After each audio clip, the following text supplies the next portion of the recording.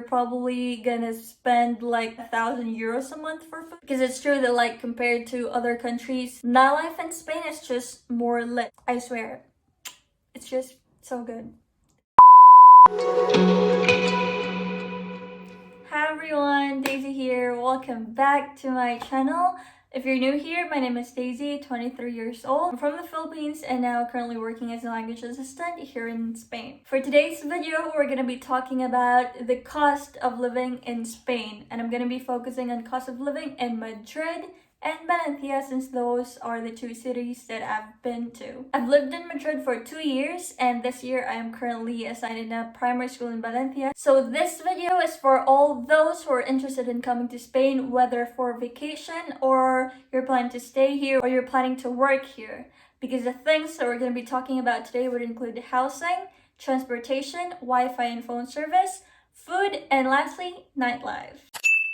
First thing is housing or accommodation. If you're looking for an Airbnb in Madrid, you have an option to have your own private room, or you can also rent a shared room. They're like bunk beds. So for bunk beds, the starting price is 12 euro per night, up to like 20 to 25. If you want a private room, price ranges from 22 euros to 65 euros. If you're looking for an entire apartment or like an entire studio that you want to rent, prices normally start at 65 up to like 90 euros per night. But the good thing with this one is like some of them would have like 3 bedrooms, some of them would have 2 bedrooms, and maybe you can have 5 friends with you in that apartment, so you can just share the beds. In Valencia, bunk beds aren't really very common. There are probably some, but it's just not common. If you want to rent private rooms in Valencia through Airbnb, they normally cost from 16 to 60 euros. It depends on, of course, the place, the area, and the type of facilities that they have. While if you want the entire apartment, it's also a bit cheaper compared to Madrid, and they cost normally from 45 to 90 euros. If Airbnb isn't your thing, you can opt for hotels that you can book through booking.com. Okay, for shared bedrooms, so that means bunk beds again, like dormitory type, maybe like 8 bunk beds in one room type, they normally cost 30 to 40, depending on the season, of course, and depending on the place. So if it's closer to the center, of course, it's more expensive. But generally, the price range for hotels per night would go from 60 to 150. So yeah, normally if you want to live in Madrid, like Madrid center, and you want your own room, rentals normally range from 350, that's probably like the cheapest. It could be like sin gastos, like you still have to pay electricity, water, and gas bills, up to 800 just for a room. It depends on the area and it depends on like how new the house is. If you want a studio to rent for your own, and if you're looking for one in Madrid center, it's gonna be so hard to find something that's cheaper than 800. There are like 650 ones maybe, but they can be unfurnished ones, like you still have to buy your own furnitures. And for those ones, they are normally like not in the center, because in the center they normally are 1,000 euros up. So yeah. In Valencia, I'm not really sure about studios in Valencia, because when I came here, I only looked for rooms to rent. And in the center, they're normally 350. Probably cheaper, like, but just like slightly cheaper than in Madrid, because if you're looking to live in the center, it's also like 500 euros. Yeah. Now let's talk about the second thing, which is transportation. Whether you're planning to live in Madrid for long or you're just visiting as a tourist, you'll need this information.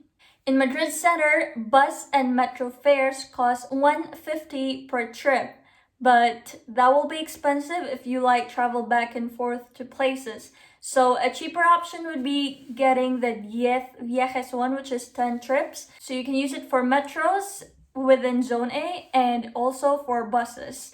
And that one costs 12.50 euros, but if you purchase it from the airport, they add a 5 euro fee, so it's gonna be like 17.50. Other abona options for transport in Madrid would be the joven one, or like the youth card, and that's for teenagers up to 25 years old.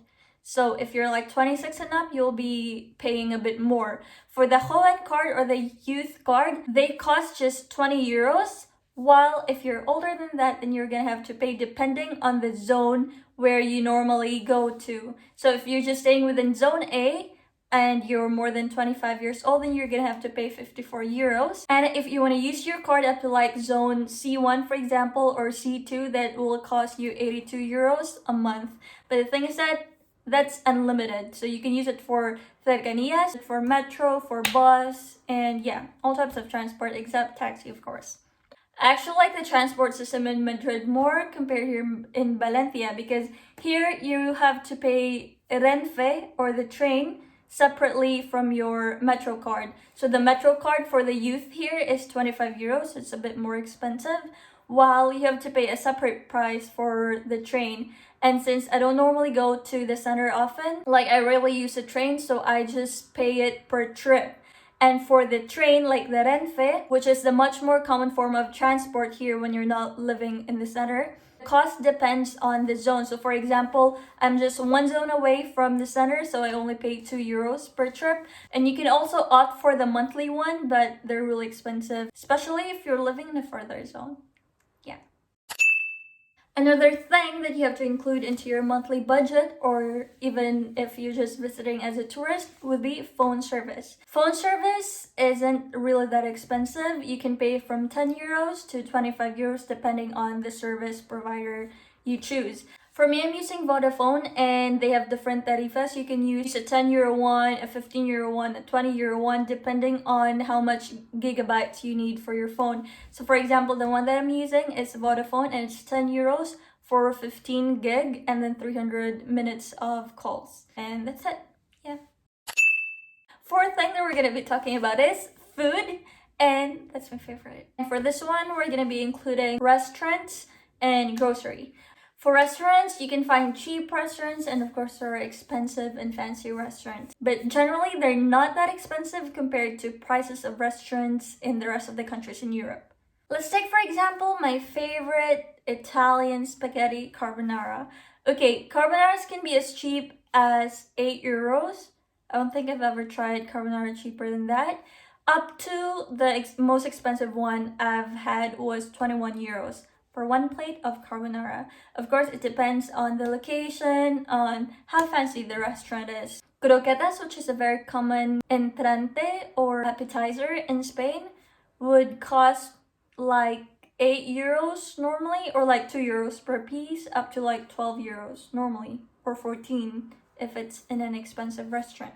A plate of paella, let's say for 2 people, would cost like 20 euros normally, or 25. And another of my favorite will be cheesecake. It's like a common dessert in every restaurant, and again, it will depend on the place, but normally they're like 6 euros or as cheap as 4 euros. If you love cheesecake, I highly recommend the one that's in Buenterada. I think it's 6 euros, and it's the best cheesecake in Madrid, like, I swear. It's just so good. If you don't know how to cook and you rely on deliveries and going to restaurants, you're probably gonna spend like, let's say, 1,000 euros a month for food. But if you cook and you can just go grocery shopping, then you'd probably spend like 400, 500 monthly normally, or it could be less, like 250 if you really don't want to spend that much. Like, you just don't eat that much. Prices of goods in the grocery store here in Spain, it's pretty much cheap. Like, it's basically cheaper, like could be like half the prices of groceries in other countries. Let's say, for example, Netherlands. And if you're curious about prices of specific goods, you can watch our video here, because in that video we went grocery shopping at Mercadona, which is the most famous, or like the biggest supermarket chain in Spain. So yeah. Now, lastly, let's talk about nightlife. Okay, a lot of people, like a lot of foreigners from other countries, come here in Spain just to like go to clubs and enjoy the nightlife, because it's true that like compared to other countries, nightlife in Spain is just more lit, like even if it's not in Ibiza. Because nightlife in Madrid, nightlife in Valencia is for sure better than any nightlife that you can find, for example, in Paris, in Italy, because I've been there and it's just not as fun as nightlife in Spain. Aww. Truth. So clubs normally have entrance fees, but for some of them it's like consumable. So you can just buy a drink, which is normally like 10 euros per glass, but that's like your entrance fee as well. I used to go clubbing with my friends in Chueca, which is like the LGBT zone, because I just think that bars and clubs there is like more fun than other clubs in Madrid. But yeah, that's just my preference. Anyway, we're talking about prices, and for prices, they're normally like 10 to 20 euros per person for the entrance fee, but normally that would include drinks, so it's fine. If you're not into clubs and like noisy nightlife, then you can opt for bars or like the tapas places where they just chill outside and drink beer with their friends and have fries. And normally that will be cheaper depending on the place still. But like a glass of beer, for example, or a bottle of beer would cost like 2 euros, 3, 4, maybe 5, depending on the kind of beer. But normally they're cheap. Tinto de Verano is also like 2 to 5 euros. And what else? Wine could be a little bit more expensive. And like chips, they normally give it for free when you order stuff. And what else? Yeah, I think that's just it. Generally, nightlife in Spain is chill and it's lit. That's why a lot of like French people and Italians visit Spain just to like enjoy nightlife here.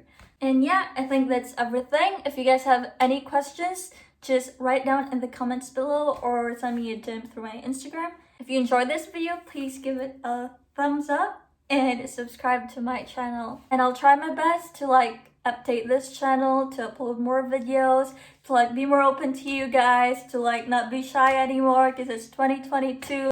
Thank you so much for watching. I'll see you guys next week. Bye. Mwah.